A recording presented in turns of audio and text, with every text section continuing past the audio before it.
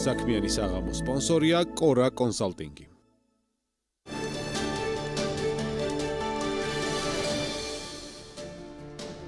ეროვნული ბანკის მონეტარული პოლიტიკის კომიტეტმა 2025 წლის 12 მარტის ხდომაზე მონეტარული პოლიტიკის განაკვეთის უცვლელ 8%-ზე დატოვების გადაწყვეტილება მიიღო. ვრცლად გიყვებით საქმიან საღამოში.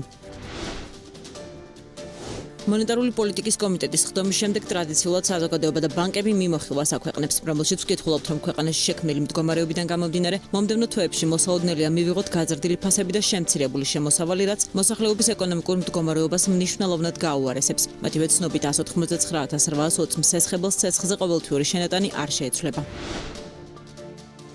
მუნიციპალურმა ინსპექციამ აეროპორტის მიმდებარედ უკანონო შენობა ნაგებობების დემონტაჟი განახორციელა. ამის შესახებ თბილისის მერმა მთავრობის ხდომაზე განაცხადა. კახა კალაძის თქმით, სახელმწიფო მიწების მასშტაბურად დაკავება მიტაცების კიდევ ერთი ფაქტი ამჯერად თბილისის საერთაშორისო აეროპორტის მიმდებარე ტერიტორიაზე, აეროდრომის შეზღუდვის არეალში, განსაკუთრებული რეგულირების ზონაში გამოვლინდა. კალაძე ირწმუნება, რომ მიწის მიტაცების ფაქტების უკან შეძლებული პირები დგანან. მოგესალმებით, ეს საქმიანი საღამოა, გადაცემა, რომელშიც ბიზნესზე და ეკონომიკაზე ვსაუბრობთ. ჩვენი ამ გადაცემის ავტორები გიორგი თოლორდავა და გიორგი არონია ვართ. დავიწყოთ.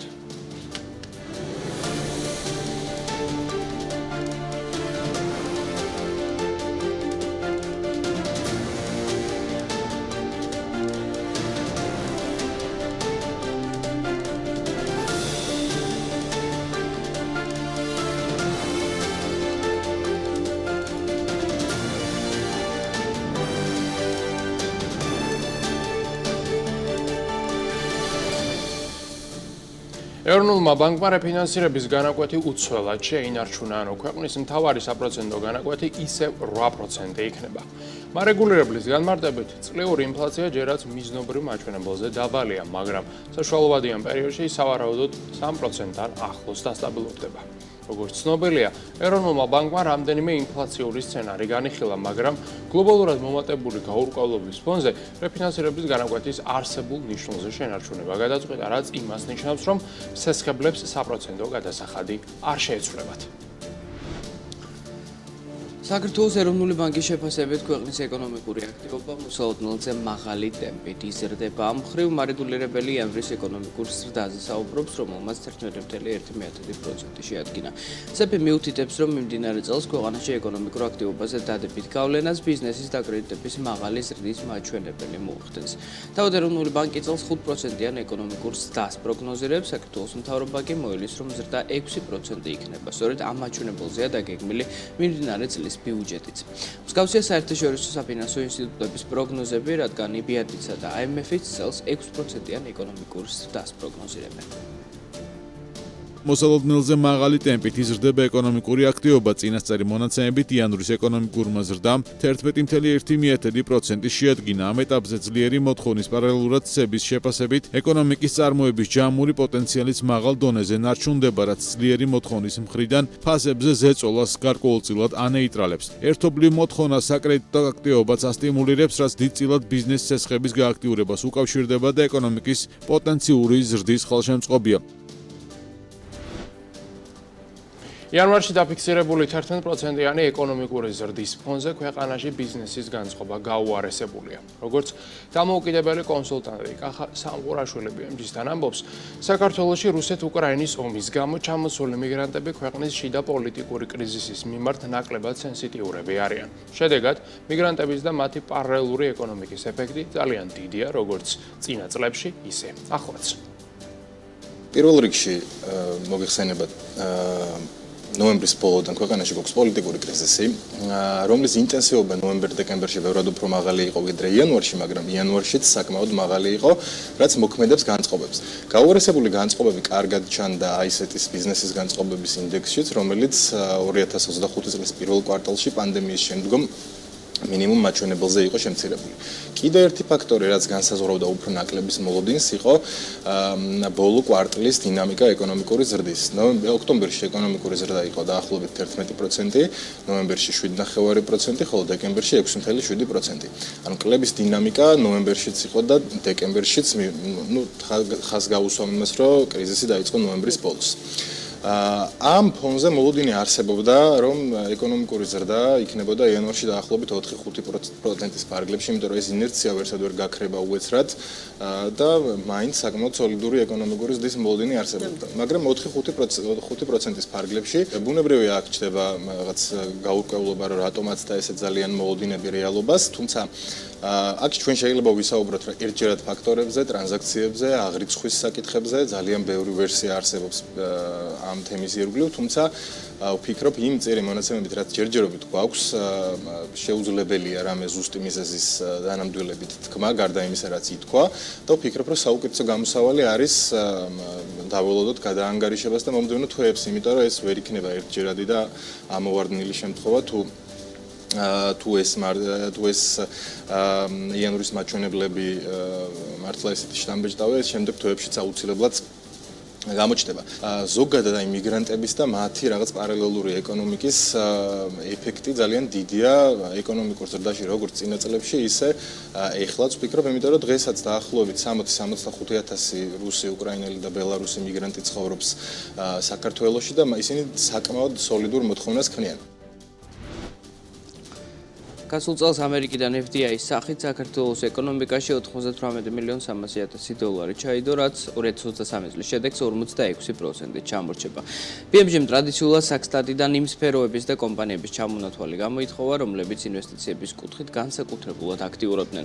როგორც სტატისტიკიდან ვიგებთ, გასულ წელს ამერიკული ინვესტიციები ძირითადად უძრავი ქონების სექტორში იდებოდა, რამაც შეერთებული შტატებიდან შემოსული FDI-ის თითქმის მესამედი შეადგინა.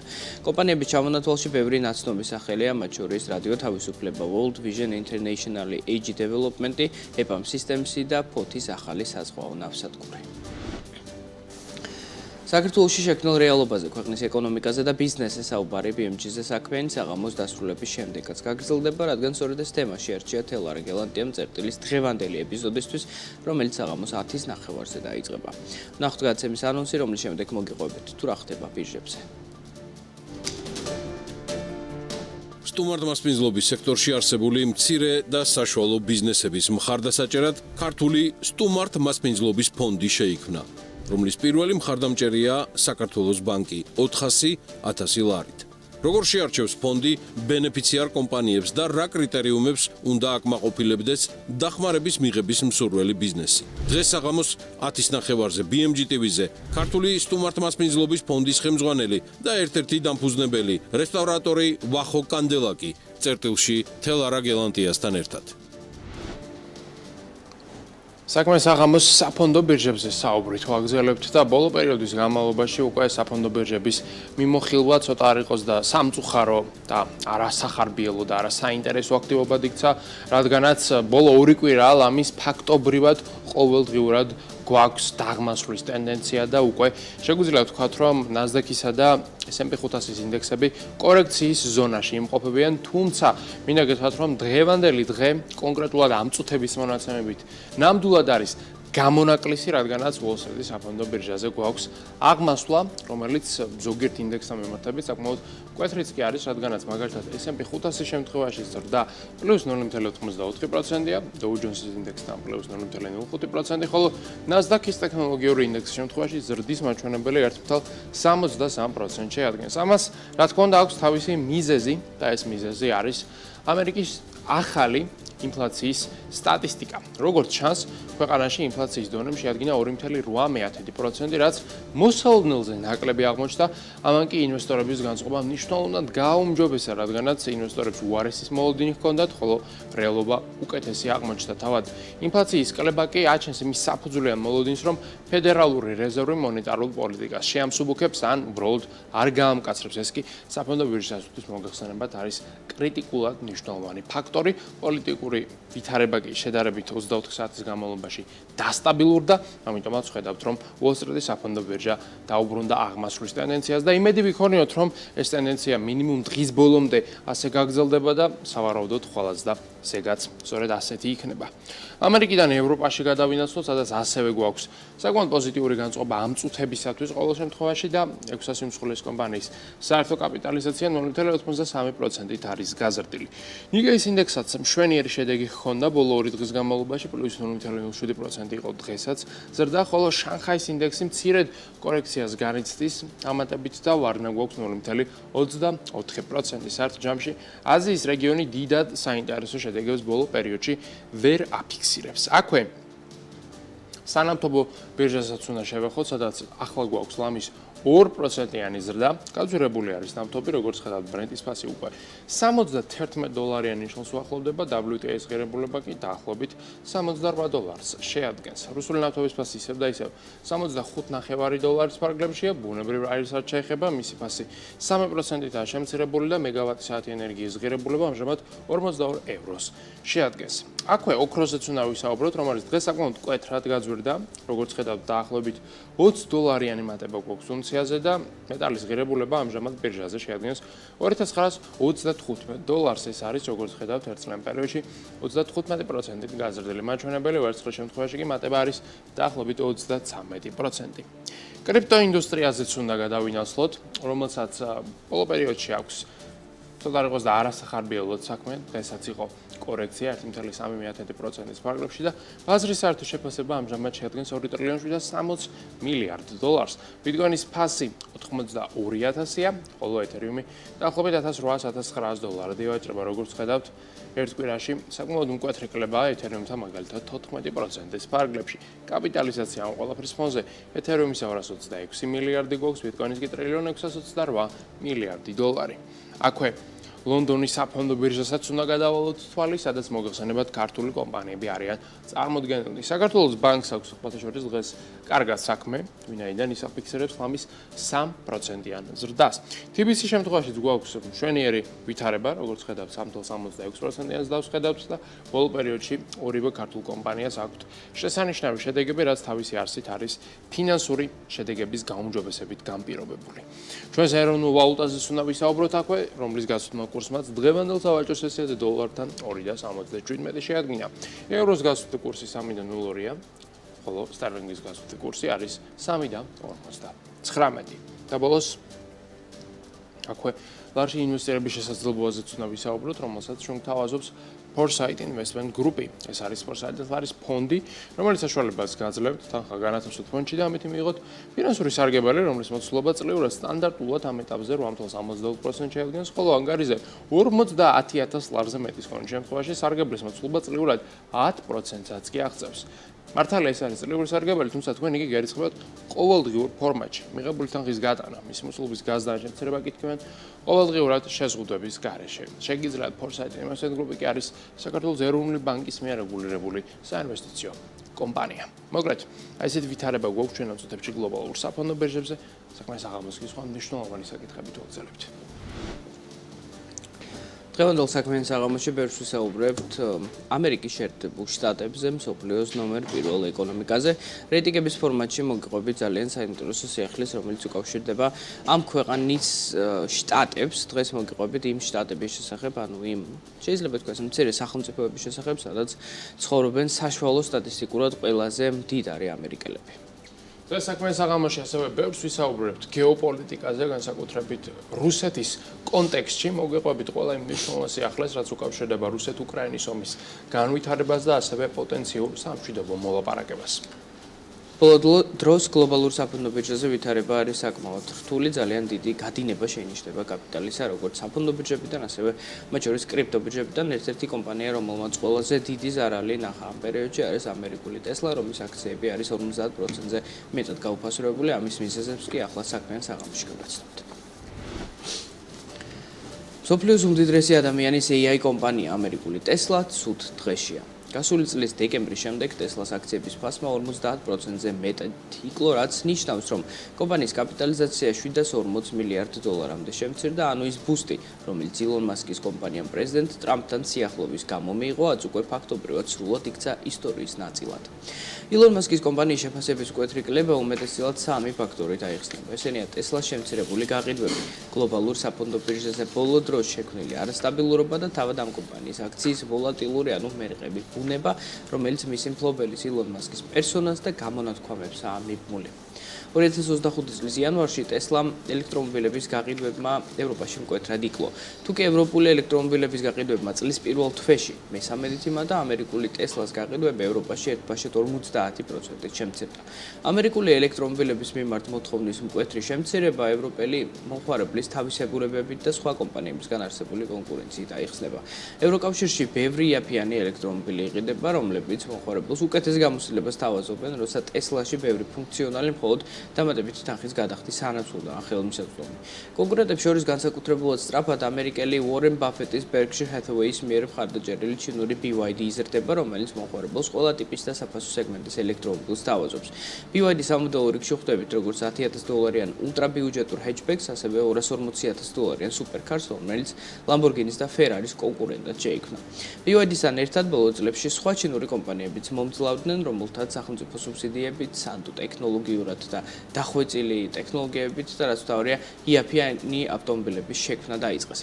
უშუალოდ კონკურენციის გარდა ტესლას შემთხვევაში გასათვალისწინებელია კომპანიის მფლობელის ილონ მასკის ფაქტორიც. მსოფლიოს უმდიდრესი ადამიანი ამერიკის შეერთებული შტატების პრეზიდენტის დონალდ ტრამპის უდიდესი დონორი და მარჯვენა ხელია, რომელიც ინაუგურაციის შემდეგ სამთავრობო ეფექტიანობის დეპარტამენტს ხელმძღვანელობს და ამერიკული ბიუროკრატიის მკვეთრ შემცირებაზე მუშაობს.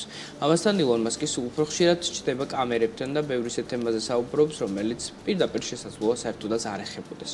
მილიარდერის ეს ქცევა ბევრ ადამიანს არ მოსწონს, რაც ტესლაზეც აისახება, რომელმაც სრულად ფაქტობრივად დაკარგა ისაბირჟო ბუსტი, რომელიც დონალდ ტრამპის გაპრეზიდენტების შემდეგ მიიღო.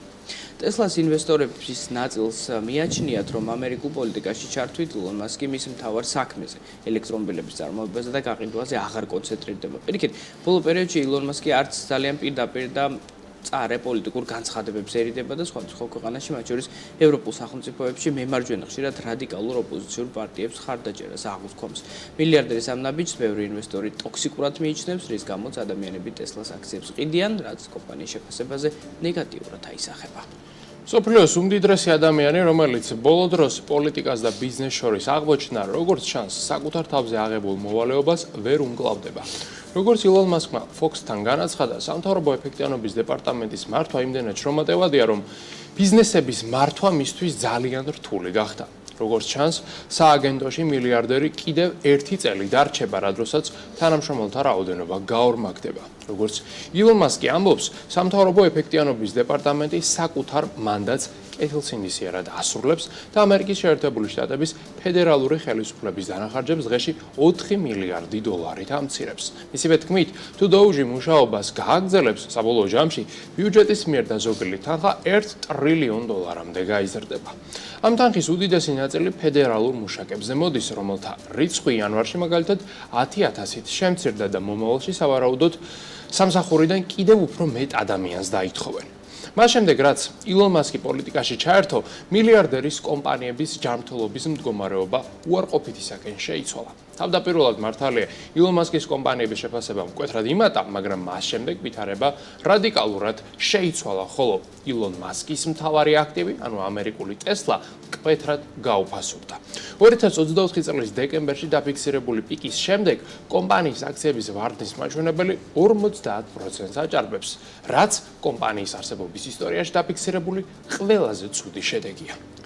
ბოლო პერიოდში ილონ მასკის ქონების შეფასება მას $50 მილიარდით იკლო, რაც დიდწილად მილიარდერის პოლიტიკურ კარიერას უკავშირდება. მსოფლიოს უმდიდრეს ადამიანს გადამარჩენელად ამერიკის შეერთებული შტატების პრეზიდენტი დონალდ ტრამპი მოევლინა, რომელმაც ტესლა Model S ფლეტი იყიდა და მისი საჯარო პრეზენტაცია თეთრი სახლის ეზოში გამართა. დონალდ ტრამპმა ტესლას წინააღმდეგ დაწყებული ნეგატიური კამპანია დაგმო და ბოიკოტს უსამართლო უწოდა. პრეზიდენტმა ტესლას დიდებული ამერიკული კომპანია უწოდა, ხოლო ადამიანებს, რომლებიც მის წინააღმდეგ გამოდიან, ნაგავი, ეს არის ციტატა. მისივე თქმით, თუკი ხელისუფლება ამ ადამიანებს დააკავებს, ისინი ჯოჯოხეთს გამოივლიან. პარალელურად დონალდ ტრამპმა ილონ მასკიც შეაქო და ჭეშმარიტი პატრიოტი უწოდა. თეთრი სახლის წინ ტესლას 5 ავტომობილი განთავსდა, ხოლო დონალდ ტრამპთან და ილონ მასკთან ერთად სანახაობას მილიარდერის ერთ-ერთი შვილი დაესწრო. დონალდ ტრამპმა ამერიკული წარმოების ელექტრომობილების მისამართით ქება არ დაიშურა და პირობა დადო, რომ საკუთარ შვილიშვილს ტესლა Cybertruck-ს უყიდის. თავისთვის კი, როგორც გითხარით, პრეზიდენტმა $90,000-იანი ტესლა Model S Plaid შეერჩია, რომელიც წითელ ფერში იყო გადაწყვეტილი. თეთრი სახლის ტერიტორიაზე გამართულ ამ საინტერესო სანახაობას ინვესტორები დადებითად შეხვდნენ, ხოლო ბოლო სავაჭრო სესიაზე Tesla-ს აქციები თითქმის 4%-ით გაძვირდა, მოგვიანებით კი წინა საბაზრო ვაჭრობის დროს აქციებმა დამატებით 3%-იანი ზრდა დააფიქსირა. ბოლოდროინდელი მოკლევადიანი ზრდის მიუხედავად Tesla მაინც მკვეთრადაა გაუფასურებული.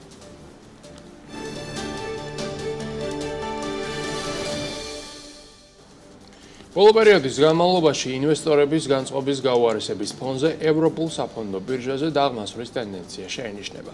გასულ კვირას დაფიქსირებულ პიკურ მაჩვენებელთან შედარებით, ძირითადი ევროპული ინდექსების, მათ შორის STOXX 600-ის, DAX-ის და FTSE 100-ის შეფასება საშუალოდ 5%-ითაა შემცირებული. ევროპული ბაზრების დაღმასვლა პირდაპირ კავშირში ამერიკის შეერთებული შტატების პრეზიდენტის მიერ სავაჭრო ომის წამოწყებასთან, რომელიც ევროკავშირის წინააღმდეგ ტარიფების დაწესებას ითვალისწინებს. მართალია ამ საკითხზე დონალდ ტრამპს საბოლოო გადაწყვეტილება ჯერაც არ მიუღია, თუმცა არსებობს საფუძვლიანი მოლოდინი იმისა, რომ ვაშინგტონი ევროპას სავაჭრო ბარიერებს დაუწესებს. თავად ევროპული სახელმწიფოები კი ამერიკის შეერთებული შტატების წინააღმდეგ საპასუხო ზომებს მიიღებენ. ანუ მივიღებთ საბოლოო ჯამში სავაჭრო ომს, რომელიც არც მოსახლეობის კეთილდღეობაზე აისახება დიდად დადებითად და არც კორპორაციული სექტორის შემოსავლებზე. ამასთან, სავაჭრო ომის პერსპექტივა ინფლაციის დაჩქარების და მონეტარული პოლიტიკის გამკაცრების რისკებსაც ზრდის. ეს მოცემულობა კი ინვესტორების განწყობაზე, რა თქმა უნდა, ნეგატიურად აისახება. ასევე არ უნდა დაგვავიწყდეს რუსეთ-უკრაინის ომის ფაქტორი, რომელიც ევროპისათვის მთავარ გეოპოლიტიკურ გამოწვევად რჩება და ამ კონფლიქტთან დაკავშირებით ჯერ არც არაფერია დადასტურებული და ისიც კი არ ვიცით, შეძლებენ თუ არა მხარეების სამშვიდობო შეთანხმების მიღწევას. როგორც წესი, ინვესტორებს გაურკვევლობა და მერყეობა არ უყვართ. ამჟამად სოფლიოში არსებულ ვითარებას კი რთული და სტაბილური ან განჭვრეტადი ვუწოდოთ. სწორედ ამიტომაც საფონდო ბირჟა მსოფლიოს მასშტაბით ეცემა. გერმანული საავტომობილო კონგლომერატის Volkswagen გრუპის წმინდა მოგება მკვეთრად შემცირდა.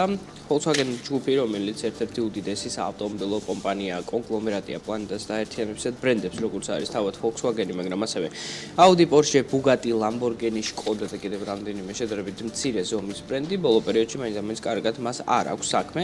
წმინდა მოგება, უпростоრ საოპერაციო მოგება 21 მილიარდ დოლარამდე არის შემცირებული, 15% არის შემცირებული, შემოსავალი კი არის დაახლოებით 1%-ით გაზრდილი, მაგრამ მიუხედავად ამისა, წმინდა მოგების მაჩვენებელი და მარჟა, რომელიც საავტომობილო გიგანტს აქვს, მკვეთრად იკლებს, რაც ვიცით, რომ საავტომობილო კომპანიებისთვის არ არის მაინც კარგი მაჩვენებელი, რადგან გამომდინარე იქიდან, რომ საავტომობილო ბიზნესი კონვეიერის პრინციპს ეფუძნება, წლებთან ერთად მარჟა უნდა იზრდებოდეს და როცა მარჟა მცირდება, ეს ნიშნავს იმას, რომ კომპანიაში მაინც კარგად საქმე არ არის, ესე იგი, ისეთი პლატფორმები შექმნა და ისეთი ავტომობილები დააფუძნა ამ პლატფორმებზე კომპანიამ, რომლებიც არ იყიდება და შესაბამისად კომპანიას ამ მხრივ აქვს ძალიან დიდი ზარალი, რაც სავარაუდოდ უკავშირდება ელექტრომობილებს, რომლებთაც უხვად შევხვდებით Volkswagen ჯგუფის შემადგენლობაში, რომლებზეც თავის დროს ძალიან დიდი აქცენტი კეთდებოდა, მაგრამ საბოლოო ჯამში აღმოჩნდა, რომ ელექტრომობილები მხოლოდ მცირე რაოდენობით სურს ბაზარს და ისინი არ იქნება სრულად წარმოდგენილი, როგორც ლამის ყველა ბრენდი, რომელიც Volkswagen ჯგუფში და სხვა საავტომობილო გიგანტებში შედის, მათ თავის დროზე ამბობდნენ 2021 წელს, რომ 2030 წლისთვის და მას შემდეგ ყველა ავტომობილი, რომელსაც ისინი გამოშვებდნენ, ელექტრო იქნებოდა, მაგრამ ახლა უკვე ამ იდეაზე სერიოზულად აღარავინ საუბრობს. საბოლოო ჯამში გასულ წელს 9 მილიონი ავტომობილის რეალიზება შეძლო Volkswagen ჯგუფმა, რითაც დაიკავა მეორე ადგილი იაპონური Toyota შემდეგ, რომელმაც 10 მილიონ 800,000 ავტომობილი გაყიდა და მაინც ინარჩუნებს პირველ ადგილს. ამასთან დივიდენდის მოცულობაც არის შემცირებული 30%-ით. შემცირდება ის მოგება, რომელსაც Volkswagen ჯგუფის მენეჯმენტი საკუთარ აქციონერებზე გაანაწილებს, მაგრამ უნდა ვთქვათ, რომ ეს კლება არ ეხება ყველა ბრენდს, რომელიც ამ საავტომობილო გიგანტში შედის, რადგან ძვირადღირებულ ბრენდებს, მათ შორის Porsche-ს, Lamborghini-ს და Bugatti-ს საქმე ძალიან კარგად აქვს, პირიქით მათი მოგებაც, შემოსავალიც და გაყიდული ავტომობილების რაოდენობაც მკვეთრად იმატებს. თუკი Volkswagen Group-თან დაკავშირებით დიდად სახარბიელო სიახლეები არის მის, იგივე ვერ ვიტყვით BBVA-სთან დაკავშირებით, რომელიც ერთ-ერთი უმსხვილესი ესპანური ბანკია, რომელმაც მარეგულირებლისგან მიიღო უფლება იმასთან დაკავშირებით, რომ კომპანიამ შეძლოს ბიტკოინით, ეთერიუმითა და სხვა კრიპტოაქტივებით ვაჭრობა დანერგოს საკუთარ სისტემაში, ანუ მარტივად რომ ვთქვათ, BBVA-ის მომხმარებლები პირდაპირ აპლიკაციიდან შეძლებენ კრიპტოაქტივების შეძენას, შენახვას და ნებისმიერ სახის ტრანზაქციების განხორციელებას, რაც ბოლო პერიოდში ბანკებისათვის ერთგვარ ტრენდულ, ასე ვთქვათ, ინოვაციად იქცა, ფაქტობრივად ყველა თანამედროვე ციფრულ ბანკს ეს ფუნქციონალი დღეს აქვს და ახლა უკვე BBVA-ც შეუერთდება ამ რიგებს. სხვადასხვა ამ ფუნქციონალის დაენერგვა ბანკს 2020 წლიდან უნდა, ანუ ამის 4 წელია ის მარეგულირებელთან იყო ჩართული განხილვის პროცესში.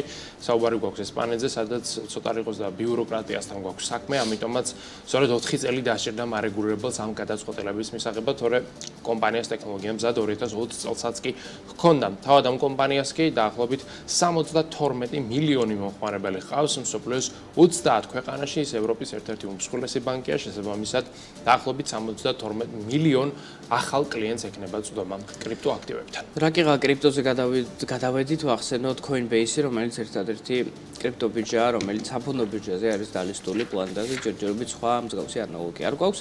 Coinbase არის კრიპტო ბირჟა, რომელსაც ერთადერთად ამერიკის შეერთებულ შტატებში იყენებენ გასაგები მიზეზების გამო, მაგრამ ამასთანავე ის აგრძელებს განვითარებას მსოფლიოს უდიდეს ბაზარზე ინდოეთში, საიდანაც ეს კომპანია გამოვიდა ჯერ კიდევ 2022 წელს, რადგან მაშინ შეთანხმებას ვერ მიაღწიეს მხარეებმა, უბრალოდ ერთ მხარეს კრიპტო ბირჟა, მეორე მხარეს კი ინდოეთის ხელისუფლებამ და მარეგულირებელმა იმის თაობაზე თუ რა ტიპის სერვისები და რა ფორმით უნდა მიაწოდოს Coinbase-მა ინდოელ მომხმარებლებს, მაგრამ საბოლოო ჯამში მიიღებენ ინდოელები უფლებას, რომ Coinbase-ის სერვისებით ისარგებლონ, რაც ქვეყნისთვისაც კარგია, კომპანიისთვისაც კარგია, რადგან Coinbase-ის სერვისები რეგულირებულია, ისინი ყველა საერთაშორისო ტიპის არსებულ რეგულაციებს ერგება, ხოლო ინდოეთი მეორე მხრივ არის უდიდესი ბაზარი, სადაც 1.5 მილიარდი ადამიანი ცხოვრობს, სადაც სხვა შორის კრიპტოვალუტების გამოყენების მაჩვენებელი საკმაოდ დიდია, ძირითადად ახალგაზრდა ადამიანებში, მაგრამ მიუხედავად ამისა, გრძელვადიან პროგნოზით და გრძელვადიან მომავალზე გათვლით Coinbase-ისთვის ეს ძალიან მნიშვნელოვანი ნაბიჯია, რომელიც სავარაუდოდ დადებითად აისახება კომპანიის საბაზრო კაპიტალიზაციაში. ნამდვილად ეს Coinbase ზრდა განვითარების საშუალებას მისცემს, რადგანაც ამერიკის ბაზარი უკვე არის ფაქტობრივად გაჯერებული, ხოლო ახალი ბაზრების ათვისება ყველა კომპანიისათვის არის კრიტიკულად მნიშვნელოვანი. სხვათა შორის, ახალ ბაზარზე და ახალ კაპიტალზე გასვლას შეძლებს კიდევ ერთი კომპანია, ეს არის CleanSpark და ეს არის crypto mining კომპანია, რომელიც ამერიკის შეერთებულ შტატებში არის ბაზირებული, სხვათა შორის ისიც არის საფონდო ბირჟაზე დალისტული, თუმცა ის კრიპტოაქტივებით არ ვაჭრობს, ის მხოლოდ data ცენტრებს ფლობს და crypto mining-ით არის ამ მიმართულებით დაკავებული. როგორც ჩანს, CleanSpark შევა S&P-ის small cap-ის 600-ის ინდექსში. ეს არის ინდექს ფონდი, რომელიც აერთიანებს 600 შედარებით მცირე ზომის კომპანიას, რომელთაც შეფასება აქვთ $1 მილიარდზე მაღალი, ანუ ეს არ არის S&P 500 ფლაგმანური ფონდი, ეს არის მეორე ფონდი S&P-ის პორტფოლიოში, რომელიც ასევე არის ზე პოპულარული ამერიკის შეერთებულ შტატებში, მასში ინვესტირებენ როგორც საპენსიო ფონდები, ასევე ჩვეულებრივი საინვესტიციო ფონდები და აგრეთვე კერძო ინვესტორები, რომელთაც სხვადასხვა სახის კომპანიების ფონდების შეძენა სურთ, ამიტომაც სავარაუდოდ ამ ფონდში აღმოჩენით CleanSpark-ი ახალ კაპიტალზე მიიღებს წვდომას, რადგანაც ფონდი შემდეგი პრინციპით მუშაობს, რა კაპიტალიზაციითაც არის კომპანია ფონდში წარმოდგენილი, შესაბამისად ნაწილდება ყოველი $1 ჩადებული ამ ფონდში მისი პროპორციის მიხედვით, ანუ ნებისმიერ შემთხვევაში მისი კაპიტალიზაცია უნდა გაიზარდოს, რომელიც ამჟამად არის დაახლოებით $2.5 მილიარდი ფარგლებში, მაგრამ პროგნოზირებენ, რომ კომპანია უფრო მაღალ შემოსავალზე და კაპიტალიზაციაზე გასვლასაც შეძლებს, რადგანაც ბოლო პერიოდში data ცენტრების მიმართულებით დის დინამიკა შეინიშნება და თანაც ამავდროულად კრიპტოაქტივების ფასებიც ბოლო 1 წლის განმავლობაში ყოველ შემთხვევაში ნამდვილად არის გაზრდილი. აქვე საქმეს აღამაში ჩვენი საუბარი გრძელდება, ოღონდ ამჯერად უნდა გადავინაცვლოთ გეოპოლიტიკურ თემატიკაზე. რუსეთ-უკრაინის ომის დაწყების შემდეგ დასავლეთმა მოსკოვის წინააღმდეგ არაერთი ნაბიჯი გადადგა, თუმცა მათ შორის უმნიშვნელოვანესი რუსული სუვერენული აქტივების გაყინვასთან იყო დაკავშირებული. საქმე ისაა, რომ რუსეთის ცენტრალური ხაზინა პორტფელის თითქმის ნახევარს დასავლეთში ინახავდა, რაც სტანდარტულ პრაქტიკად ითვლებოდა, თუმცა ამ მოცემულობამ აგრესორის სახელმწიფო არახელსაყრელო მდგომარეობაში ჩააყენა, რადგან დასავლეთმა რუსეთის მფლობელობაში არსებული აქტივები სრულად გაყინა. საერთო ჯამში გაყინული აქტივების მოცულობა $350 მილიარდ შეადგენს, რაც რუსეთის საერთო რეზერვის მოცულობის ნახევრის ტოლია. თანხის უდიდესი ნაწილი ევროპაშია დენომინირებული და ევროკავშირის იურისდიქციაშია განთავსებული. კერძოდ საუბარია დაახლოებით $200 მილიარდ. ცხადია, რუსული აქტივების ნაწილი ამერიკულ დოლარშიც არის დენომინირებული და პორტფელის მოსულობა $70 მილიარდ დოლარს აღწევს. გარდა ამისა, რუსეთის ცენტრალურ ბანკს აქტივების ნაწილი ბრიტანულ სტერლინგში, კანადურ დოლარში, შვეიცარიულ ფრანკში და იაპონურ იენში ჰქონდა შენახული, თუმცა შედარებით ნაკლები მოცულობით. უნდა აღინიშნოს, რომ ზემოხსენებული 350 მილიარდი დოლარი სუვერენულ სიმდიდრეს წარმოადგენს, ანუ იმ კაპიტალს, რომელსაც რუსეთის მთავრობა ფლობს, თუმცა ომის დაწყების შემდეგ დასავლეთმა სანქციები კერძო პირების და კომპანიების წინააღმდეგაც აამოქმედა. საერთო ჯამში დასავლეთის მიერ რუსეთის მოქალაქეების საკუთრებაში არსებული 60 მილიარდი დოლარის აქტივებია გაყინული. პორტფელის უდიდესი ნაწილი კი რუს ოლიგარქებს, ბიზნესმენებს, პოლიტიკოსებს და კრემლთან დაკავშირებულ პირებს ეკუთვნით. გაყინულ აქტივებს შორის უმეტესად უძრავ ქონებას, თვითმფრინავებს, იახტებს, ავტომობილებს და ხელოვნების ნიმუშებს შეხვდებით. ჩამორთმეული აქტივების, დაწესებული სანქციებისა და გაყინული ქონების მიუხედავად, რუსი მილიარდერების ქონება მაინც იზრდება. მაგალითად, გასულ წელს უმდიდრესი რუსი მეწარმეების ქონების შეფასება ჯამურად დაახლოებით 40 მილიარდი დოლარით გაიზარდა. ეს კი იმ ფაქტის გათვალისწინებით, რომ 2023 წელს ისინი დამატებით 50 მილიარდი დოლარით გამდიდრდნენ. საერთო ჯამში ვხედავთ, რომ თითქმის ყველა რუს მილიარდერსა თუ ოლიგარქს კარგად აქვს საქმე. ეს კი იმ ფაქტითაა განპირობებული, რომ ყოველი მათგანის სიმდიდრე ქვეყნის ბუნებრივ რესურსებთანაა დაკავშირებული. მოგეხსენებათ, რუსეთში ფულს სწორედ ის შეუძლებს, ვინც ბუნებრივ რესურსებს ყიდის. ზემოხსენებული მოცემულობის გათვალისწინებით, ევროკავშირმა რუსულ აქტივებთან დაკავშირებით პოზიცია იცვალა და აქტივების მიერ გენერირებული შემოსავლის უკრაინისათვის გადაცემა დაიწყო. ერთგვარი კომპენსაციის სახით. საქმე ისაა, რომ რუსეთის ცენტრალური ბანკის სახელზე არსებული აქტივები სანქციების მიუხედავად მოგებას პასიურად მაინც აგენერირებენ, რაც ბირჟაზე მათი გაძვირებით არის განპირობებული. მაგალითად, ბოლო პერიოდში ოქრო რეკორდულადაა გაძვირებული, რაც იმას ნიშნავს, რომ გაყინული ოქროს რეზერვის შეფასება გაზრდილია და იმაზე გაცილებით მეტია, ვიდრე ეს ომის დაწყებამდე იყო.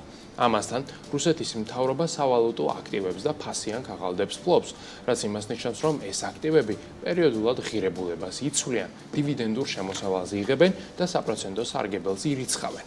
ამჟამად რუსეთს ამ აქტივებით სარგებლობა შეზღუდული აქვს, შესაბამისად, მიღებულ მოგებას ევროკავშირის წევრი ქვეყნები უკრაინას ურიცხავენ, რომლის მთავრობა მიღებულ თანხას თავდაცვაზე და ჰუმანიტარულ ხარჯებზე და პროექტებზე ანაწილებს. გარკვეულწილად შეიძლება ითქვას, რომ რუსეთი უკრაინის თავდაცვას საკუთარი აქტივებით აფინანსებს, რაც კრემლში ნამდვილად არ ახარებთ. აქვე ჩნდება შეკითხვა გაყინული აქტივების მომავალთან დაკავშირებით. როგორც ცნობილია, სამშვიდობო მოლაპარაკების პროცესში რუსეთის მთავრობის ერთ-ერთი მთავარი მოთხოვნა აქტივების უკან დაბრუნება და დასავლეთის ბლოკადის მოხსნაა. საბრძოლოდ ამისა, ევროკავშირის წარმომადგენლები ამტკიცებენ, რომ გაყინული აქტივები სრულად უნდა გადავიდეს უკრაინის მფლობელობაში, რათა ქვეყანამ რუსეთისგან მიყენებული ზარალის სანაცვლოდ კომპენსაცია მიიღოს და ეკონომიკის აღდგენა შეძლოს, რადგან უკრაინის ინფრასტრუქტურის რეკონსტრუქციას ასობით მილიარდი დოლარი სჭირდება და ეს თანხა შესაძლოა ნაწილობრივ სწორედ რუსული აქტივებიდან იქნეს გამოყოფილი. ცეცხლის 30 დღით შეწყვეტა. ეს არის ის შეთანხმება, რომელიც საუდის არაბეთში უკრაინას და ამერიკის შეერთებულ შტატებს შორის დაიდო და ეს არის ის შუალედური შეთანხმება, რომელიც სავარაუდოდ წინ გაუსწრებს საბოლოო ჯამში შეთანხმებას ამერიკის შეერთებულ შტატებს და რუსეთს შორის და მათ შორის უკრაინას შორის, რაც მისცემს საშუალებას ევროპის კონტინენტს ცოტათი ამოისუნთქოს და ომი შეწყდეს დროებით მაინც უკრაინის ტერიტორიას. უმცირე ასეთი არის სურვილი, რომელიც ყველა მხარეს აქვს და ამჯერად ბურთი არის რუსეთის ფედერაციის მოედანზე, როგორც მარკო რუბიომ თქვა, სწორედ ამ შეხვედრის დასრულების შემდეგ ახლა ყველაფერი იქნება დამოკიდებული ვლადიმირ პუტინზე და მის გულზე თუ რა სიტყვიან ისინი მიიღებენ თუ არა ისინი იმ პირობებს, რომლებიც არის წამოყენებული. თავად ეს მოლაპარაკებები 8 საათზე მეტხანს გაგრძელდა, სავარაუდოდ იყო დაძაბულობა, სავარაუდოდ იყო ძალიან ბევრი კამათი, მაგრამ ეს ამჯერად ჩვენ არ გვინახავს, რადგან ეს არ გამოჩენილა ეკრანებზე, შეხვედრა იყო დახურულ კარს მიღმა, როგორც ეს მარკო რუბიოსნაირი დიპლომატ შეეფერება, რომელსაც სხვა შორის ფაქტობრივად სიტყვაც კი არ ამოუღია იმ შეხვედრაზე, რომელიც თეთრი სახლის ოვალურ ოფისში გაიმართა, პირიქით ის გაუგნებული იჯდა და მის სახეზე ეწერა გაუცება იმით თუ რა ხდებოდა საპრეზიდენტო კაბინეტში, როცა პრეზიდენტ ტრამპს, ვიცე-პრეზიდენტ ჯეი-დი ვენცს და პრეზიდენტ ზელენსკის შორის მიმდინარეობდა კამათი, მათ შორის საქმიან, მაგრამ ბევრ შემთხვევაში არც თუ ისე საქმიან თემებზე. ცეცხლის შეწყვეტასთან დაკავშირებით თუკი უკრაინის მხრიდან მზაობა ჩანს, იგივე ჯერჯერობით ვერ ვიტყვით რუსეთის ფედერაციაზე, რომლის ანუ შემთხვევაში კრემლის წარმომადგენელი დიმიტრი პესკოვი ამბობს, რომ მოვლენებს წინ არ უნდა გაუსწროთ და შესაძლოა რუსეთი ამ შეთანხმებას არ დათანხმდეს. სანამ რუსეთი ამას დათანხმდება თუ არ დათანხმდება, აქვე ჩნდება ხშირად შეკითხვა იმასთან დაკავშირებით რეალურად რა არის ზარალის მოცულობა და რა არის იმ დახმარების მოცულობა, რომელიც უკრაინამ მთელი ამ პერიოდის განმავლობაში მიიღო და უკვე ჩვენ ეს ინფორმაცია გვაქვს და საერთო ჯამში დახმარების მოცულობა, რომელიც დარიცხულია, ძალიან დაპირებულია, შეადგენს 400 მილიარდ ევროს. აქედან 52% არის ფინანსური დახმარება და 42% არის სამხედრო დახმარება, დანარჩენი ნაწილდება ძირითადად ჰუმანიტარულ დახმარებაზე. ქვეყნების მიხედვით, რა თქმა უნდა, პირველ ადგილს ამერიკის შეერთებული შტატები იკავებს, რომელსაც დაახლოებით 119 მილიარდი ევროს დახმარება აქვს ამ ეტაპზე ჩარიცხული უკრაინისათვის. კიდევ ერთხელ ვიმეორებ, რომ ეს არის უკვე გადაცემული დახმარება და აქ არ მოიაზრება ის პროექტები, რომელთა განხორციელებას ჯერაც ჭირდება დრო. შესაბამისად, აქ საუბარი არ არის არანაირად 350 მილიარდ დოლარზე, ან იმ 500 მილიარდზე, რომელსაც დონალდ ტრამპი რამდენიმე კვირის წინ ამბობდა. თანხაგაცლებით ნაკლებია ჩარიცხული რაოდენობით. ევროკავშირი და ევროკავშირის ინსტიტუტები არიან მეორე ადგილზე, დაახლოებით 116 მილიარდი ევროთი. აქ მოიაზრება როგორც გრანტები და დახმარება, ასევე რა თქმა უნდა, კრედიტები და სხვადასხვა შეღავათიანი სესხები. გაერთიანებული სამეფო არის 27 მილიარდი ევროთი წარმოდგენილი, ასევე გვაქვს ცალკეული გერმანიის მთავრობა 25.5 მილიარდი ევროს კონტრიბუციით და ასევე დამხმარებელ სახელმწიფოებთან შორის ყოველთვის იყო იაპონიაც, რომელმაც დაახლოებით 7 მილიარდი ევრო გადასცა უკრაინას დახმარების სახით. საერთო ჯამში ვხედავთ, რომ დახმარების მოცულობა არის საკმაოდ სერიოზული, მაგრამ ესეც კი არ არის საკმარისი უკრაინის აღსადგენად, რადგანაც როგორც ვიცით, ზარალის მოცულობა უკვე გადაცდა კარგ ხნის წინ $9 ტრილიონ. შესაბამისად, დამატებითი თანხების მობილიზება იქნება აუცილებელი იმისათვის, რომ უკრაინამ როგორღაც ფეხზე დადგომა შეძლოს. იმ დროს, როცა ჯერაც გაურკვეველია უკრაინის ბედი სამხედრო კუთხით, ქვეყანა აგრძელებს ნელი, მაგრამ მდგრადი ნაბიჯებით სვლას ევროკავშირისკენ, რათა საბოლოო ჯამში გაწევრიანდეს ამ ეკონომიკურ კავშირში. შედეგად, უკრაინა ევროკავშირის როუმინგული ზონის უვიზო წევრი ხდება, რაც ნიშნავს, რომ უკრაინული ტელეოპერატორები საბოლოო ჯამში ინტეგრირდებიან ევროკავშირის სატელეკომუნიკაციო ქსელში, ხოლო უკრაინელები საკუთარი სიმბარათების გამოყენებით ჩვეულებრივად ისარგებლებენ ინტერნეტით, საკუთარ ზარებს განახორციელებენ და ასე შემდეგ. ევროკავშირის ტერიტორიაზე ისე თითქოს ისინი არიან ევროკავშირის წევრი სახელმწიფოების ქვეყნებიდან, რაც მარტივად ნიშნავს იმას, რომ თუკი საქართველოს შემთხვევაში ჯერჯერობით ასე არ არის, ანუ პირობითად თუკი ქართველი ადამიანი მიდის ევროკავშირში, მან უნდა იყოს იქ საკუთარი იქაური წარმოების ვიზა, ან უნდა იყოს ელექტრონული ვიზა, ჩატვირთოს საკუთარ ტელეფონში და მოგვიანებით გამოიყენოს იქ ინტერნეტი, რადგან წინააღმდეგ შემთხვევაში მოუწევს ქართული ტელეკომ ოპერატორისგან იყიდოს როუმინგული ინტერნეტი, რაც ხშირ შემთხვევაში არის ძალიან ძვირი, მაგრამ ამ შემთხვევაში ცხადია, ეს სერვისი არის შესაძლებელი, მაგრამ უკრაინელებს ეს აღარ მოუწევთ, ჩვეულებრივი უკრაინული ქსელებით, როცა კი ჩავლენ ეს ბელგიაში იქნება, ნიდერლანდებში თუ ნებისმიერ სხვა ქვეყანაში, ჩვეულებრივად შეძლებენ ისარგებლონ საკუთარი ტელეფონით, ინტერნეტით, გაგზავნონ მესეჯები, უყურონ YouTube-ზე ვიდეოებს და ასე შემდეგ.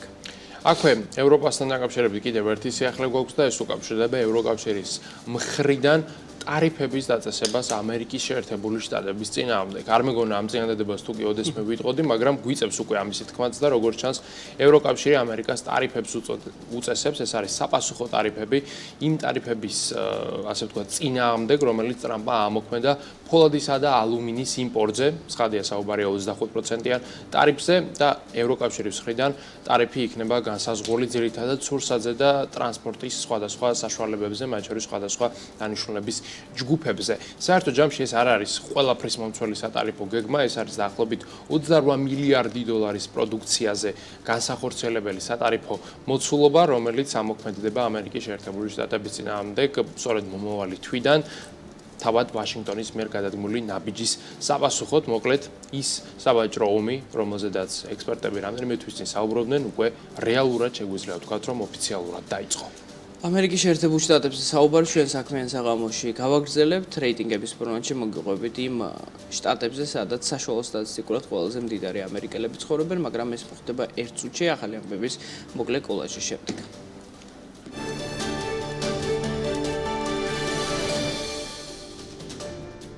სტუმარმასპინძლობის სფეროში არსებული მცირე და საშუალო ბიზნესების მხარდაჭერის მიზნით ქართული სტუმარმასპინძლობის ფონდი შეიქმნა. ფონდის დამფუძნებლები ვახო კანდელაკი და ანა კოშაძე არიან. როგორც BMG-ის ფონდიდან აცნობეს, ქართული სტუმარმასპინძლობის ფონდის მიზანია ქვეყანაში შექმნილი ეკონომიკური, სოციალური და კულტურული არასტაბილურობის ფონზე ხელი შეუწყოს მცირე და საშუალო ბიზნესებს, სტუმრებსა და ვიზიტორების სიმცირის მიუხედავად გააგრძელონ ფუნქციონირება და შეუნარჩუნონ სამუშაო ადგილები დასაქმებულებს. საქართველოში მოქმედმა მობილურმა ოპერატორებმა 2024 წლის ფინანსური შედეგები კომუნიკაციების კომისიას უკვე წარუდგინეს. ანგარიშის მიხედვით გასულ წელს ოპერატორების შემოსავლები 77 მილიონ 500.000 ლარით, ანუ 10%-ით გაიზარდა და მან 865 მილიონი ლარი შეადგინა. საქართველოს მთავრობა შატო კვირიკეს ქობულეთში 2 მიწის ნაკვეთს პირდაპირ ფორმით 89,800 ლარად მიჰყიდის. შესაბამისი განკარგულება მთავრობის ვებგვერდზე გამოქვეყნდა და ის 6 მარტით თარიღდება. შატო კვირიკეს მიწები საინვესტიციო ვალდებულებით გადაეცემა კომპანიამ საპრივატიზაციო თანხის ნახევარი 12 თვეში, ხოლო თანხა სულად ხელშეკრულების გაფორმებიდან 2 წელიწადში უნდა დაფაროს.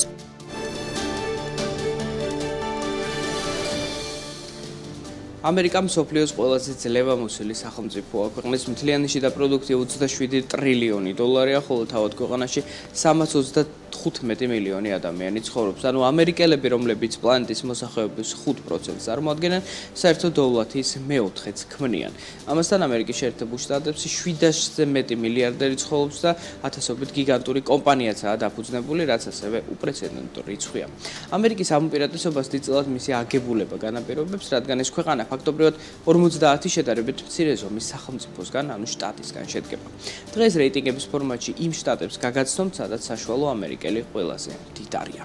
პირველ რიგში ცხადია ამერიკის ხსენებაზე ალბათ გვახსენდება კალიფორნია, მაგრამ რაც არ უნდა უცნაური იყოს, ყველა შტატი, სადაც საშუალოდ ყველაზე მდიდარი ადამიანი ცხოვრობს, არის კონექტიკუტი, რომელიც როგორც ხედავთ, ჩრდილო-აღმოსავლეთ ნაწილში მდებარეობს. ეს საკმაოდ მცირე ზომის შტატია სხვა შტატებთან შედარებით, სადაც საშუალო სიმდიდრე ერთ ადამიანზე შეადგენს $920,000, ანუ ლამის მილიონს.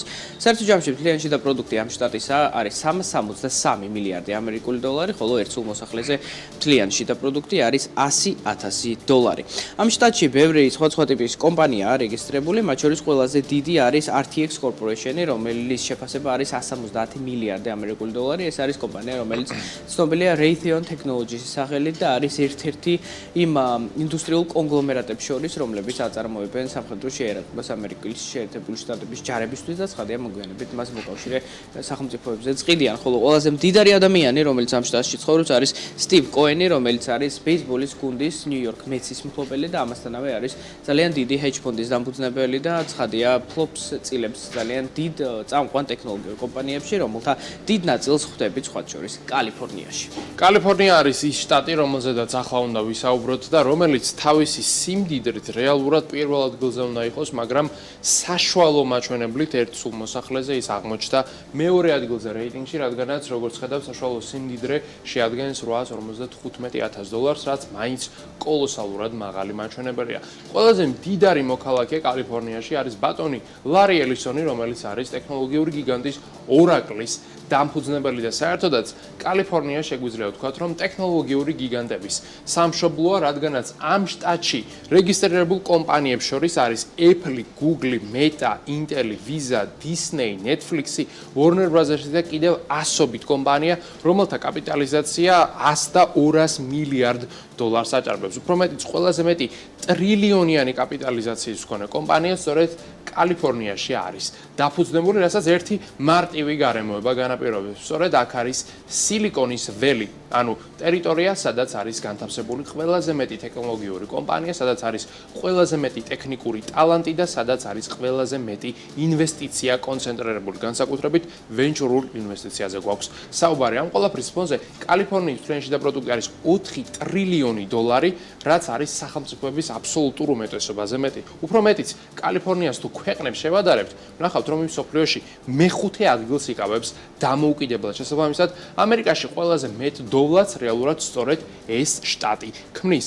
გარდა იმისა, რომ აქ არის ტექნოლოგიური ჰაბი, ასევე აქ არის ერთი ძალიან მნიშვნელოვანი რამ.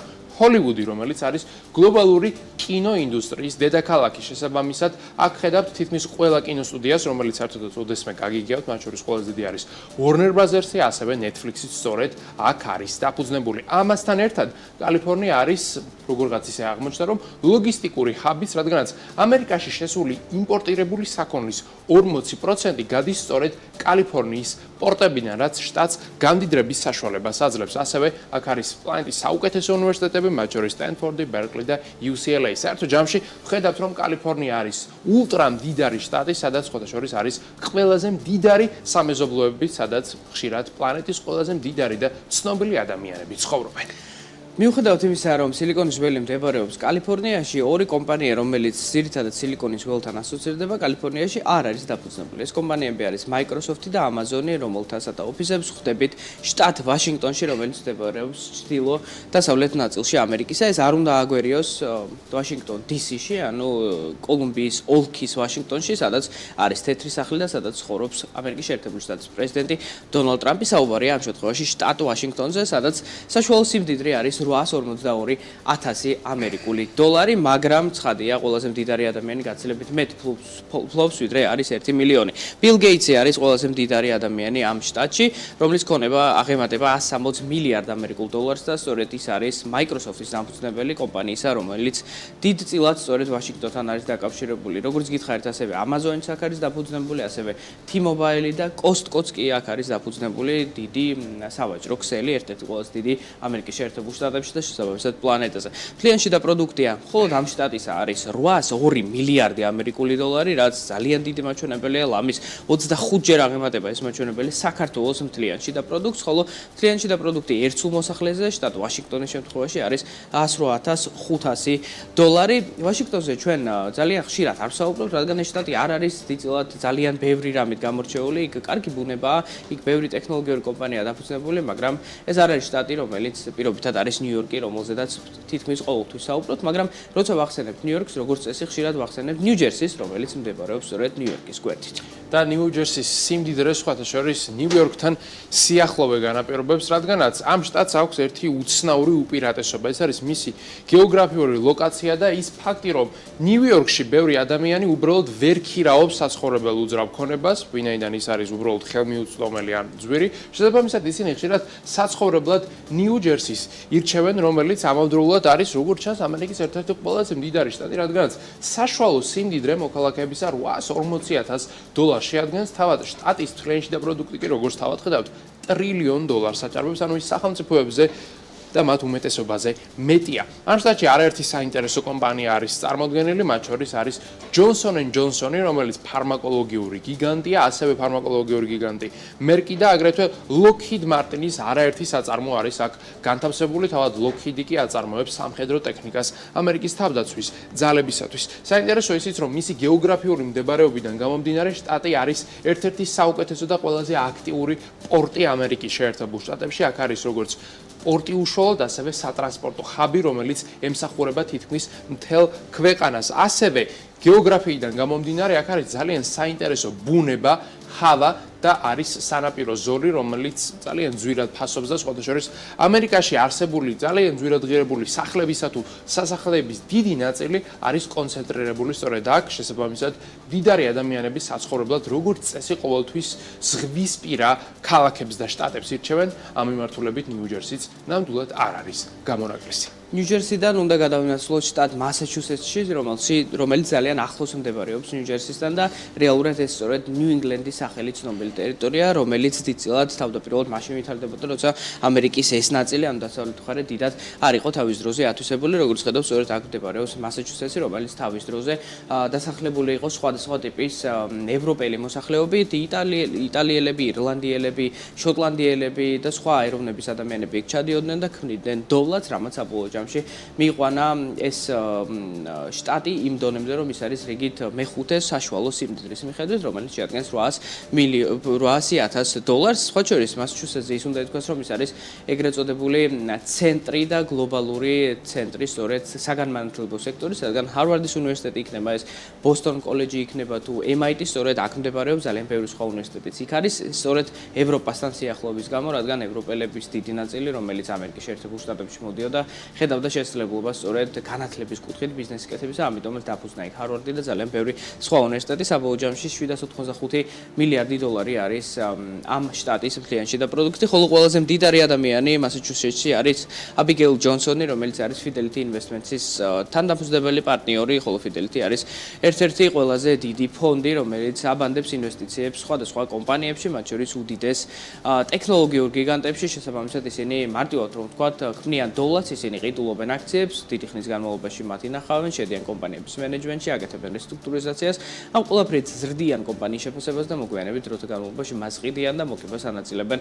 მათ ინვესტორებს და ძალიან მარტივად ჟღერს ეს ბიზნეს მოდელი, მაგრამ რეალურად ამერიკის დოლარი ძალიან დიდ ნაწილი სწორედ ასე არის შექმნილი და სწორედ ასეთია ის გეოგრაფია და ის 5 შტატი, სადაც საშუალო სტატისტიკურად ძალიან ბევრი ადამიანი ცხოვრობს. ამ რეიტინგში ვერ მოხვდა, თავად ნიუ-იორკი ვერ მოხვდა, ტექსასი ვერ მოხვდა, სხვა ბევრი დიდი შტატი, სადაც ძალიან ბევრი ადამიანი ცხოვრობს, სადაც ძალიან მდიდარი კომპანიები არიან ბაზირებულები, მაგრამ ასეთია ამერიკის შეერთებული შტატების გეოგრაფია და ასეთია დღევანდელი რეიტინგები. ჩვენ მომდევნო რეიტინგებს საქმიან საღამოში კიდევ არაერთხელ შემოგთავაზებთ, მაგრამ დღევანდელი გადაცემა ამით არის დასრულებული. წინ გეოლდება თელარე გალანტიას საავტორო გადაცემა. წერტილი, ჩვენ კი ხვალამდე გემშვიდობებით. მოვალ შეხვედრამდე.